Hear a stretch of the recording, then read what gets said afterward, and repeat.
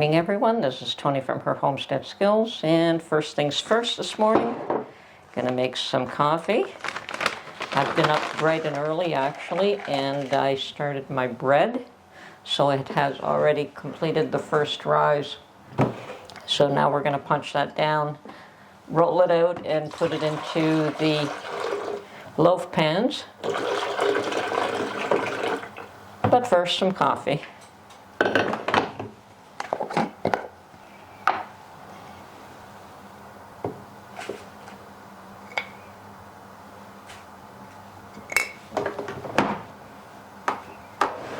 Okay.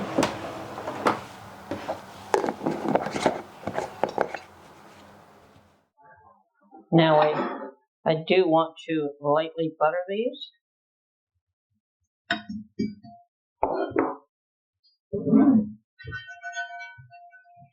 And the bread just falls out when they're buttered like this. And I just have to wipe these pans clean. I don't think I wash them very often, simply because they're treated like this. Probably one of the few cast iron pieces that I don't wash every time.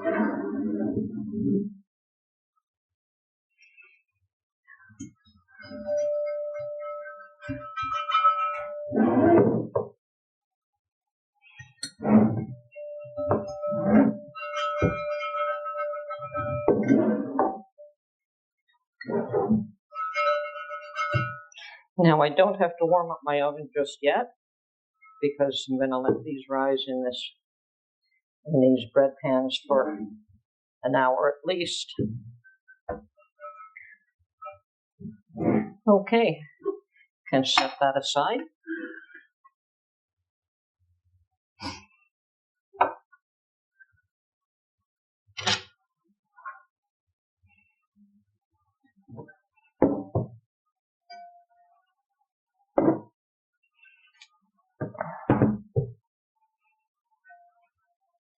Give myself some room here. Okay.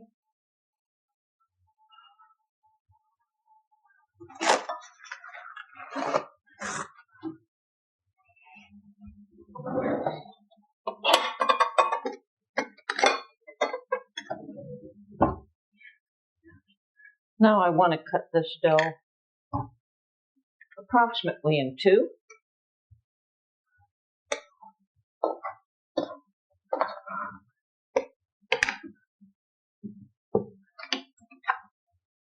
And in the past I have weighed them out to get them the same weight, but I don't know that that's totally necessary.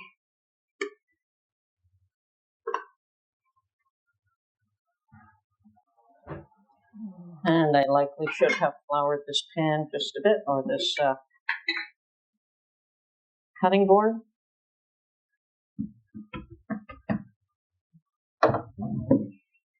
Okay, in half.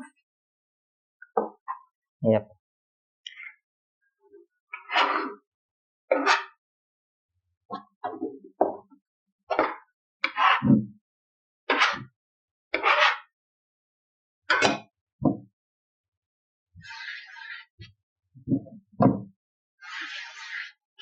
Okay, so I want to make a rectangle, pretty much. It's easy.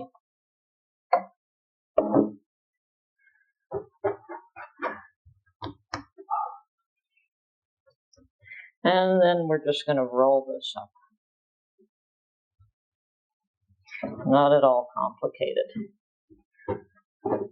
Turn the ends under and put it in our loaf pan. And set it to rise until it's doubled in size.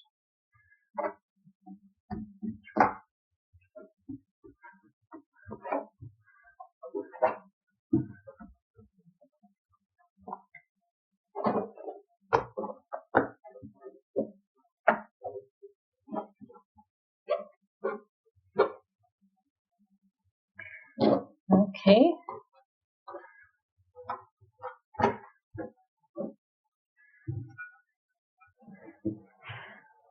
And actually, I do want to cover these up So I'm going to put a little bit of saran wrap on them.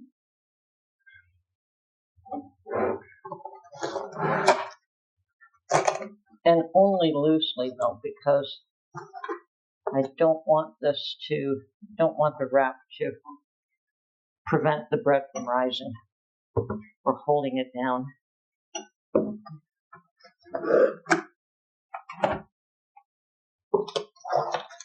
So just a loose. Okay. And the other thing I've done this morning is freshen up my sourdough starter. I had not made sourdough bread in a long time, and this had gotten pretty bad actually. I'd ignored it. But the funny thing about the sourdough starter, it seems to always come back no matter how much you neglect it. So I've given it the first feeding, and when this rises, I'll give it a second feeding before I determine what I'm going to do with it. Whether I make bread or just put it away again in the refrigerator and feed it a few times before I make bread. As you can see, I've already got a couple of just regular loaves of white bread on the go anyway. All right, so I'm going to bake these up. It's very early in the morning. And when they're done, I'm going to go out for a while today. Got a few errands to run. And I'm going to try and have coffee with no cream for a while, see if I can stand it. And that is for getting rid of the excess weight around my waist, if I can do it. Seems to be harder and harder as you get older.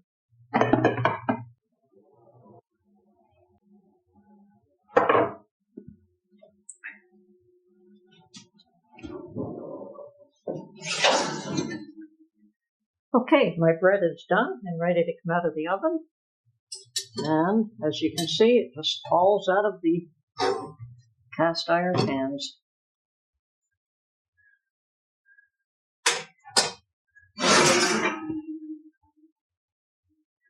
There's one and two. And now all I have to do is coat them with a little bit of butter and then just let them cool. Once they're cool, I will slice them up and then put them in the freezer. Take out a slice or two, or for a sandwich, or whenever I want a slice of bread or toast, I just take out how much I want.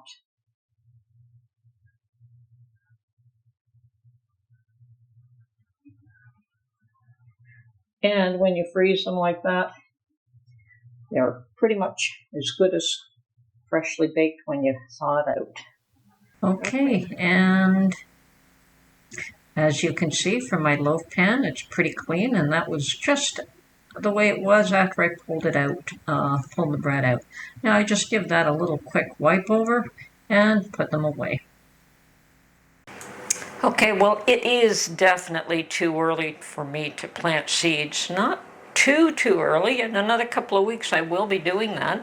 But I think it's time for me to start my sweet potatoes. What I want to do is grow some sweet potato slips. And I'm going to do an experiment here. I have always used the put the sweet potato in water method, and it has always worked for me. I hear from others, though, that it sometimes the potato rots for them, and some claim that it doesn't really produce an awful lot of sweet potatoes. I've never had that issue. I have had more potatoes, more slips grow from this, as long as I'd left it alone and let it continue to develop. You know, you pick off the large ones and let them put them in a small jar and let them root, and they continue as long as you keep looking after it, keep the water clean. I have never had an issue. I've had probably 30 or 40 slips off the one potato, and perhaps even more than that. So what I'm going to do here is that I am going to do the toothpick method, which is you want to keep it somewhat above the water level. You don't want the whole thing to go into the water, and that is the reason for the toothpicks, is that you want to limit the access to the water to some degree. Now, this potato's pretty large, and I think I'm going to find another jar here. Let's see if this one will work better. It might. Okay, so too much, of course, and too little.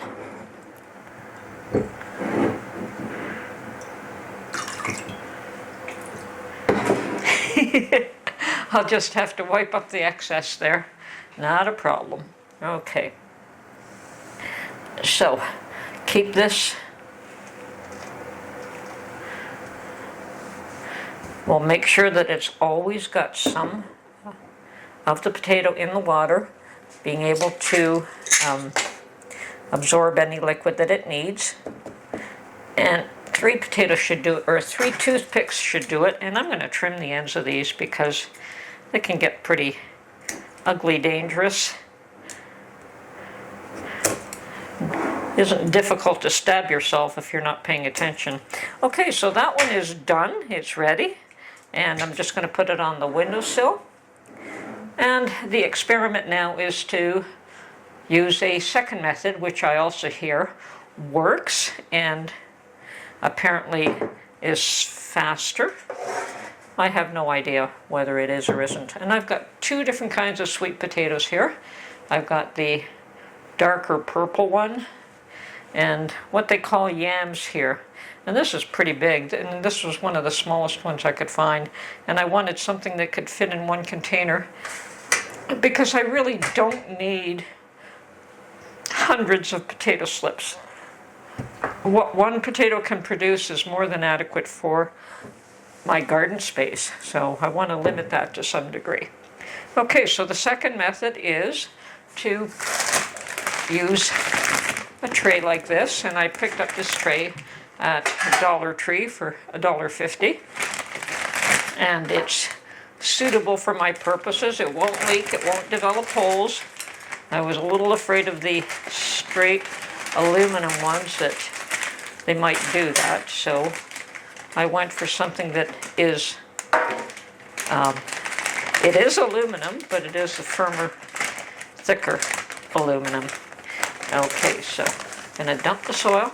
Looks like good soil here. Now this is a potting mix.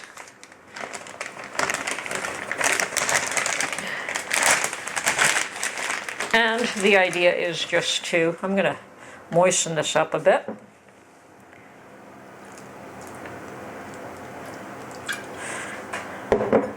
You don't want to make it too sloppy, but you do want it moist. And I may have to add more soil here because I may have added too much water, but we're close. Okay, and the idea here is obviously to just seep the potato in this soil. And it doesn't even have to be buried, but just so that it does have an opportunity to root and access the moisture from the soil. Yep, I think we're just about done here. Okay, so I'm just going to sit this potato in and pat the soil around it. Maybe it's too small a container for this, but it should work. Okay, I'm going to add more soil around it. Now, of course, the idea with this one is to keep it moist as well. Make sure that it has adequate light and water. And of course, the thought is that this will produce slips a lot faster. So the experiment is to see which one actually works better for me. Okay, they're both on a side table here, on an end table near my grow lights. And I'm going to just keep an eye on these and see which ones develop quicker. And I will let you know what the end results are. And by the way, my poor little bay tree, all it wanted was some light, which it wasn't getting in this environment. So with the grow light that I bought, I did put this on the lower shelf beside the rosemary and a few other plants, and I'm thrilled to see that my bay tree is recovering. That is one out of three. The other two, one is definitely dead, and I'm sure that the other one won't survive either, but once again, one is surviving. So this is Tony from Her Homestead Skills, and we'll get back to you on this little experiment as soon as I start to see some growth. Have a great day.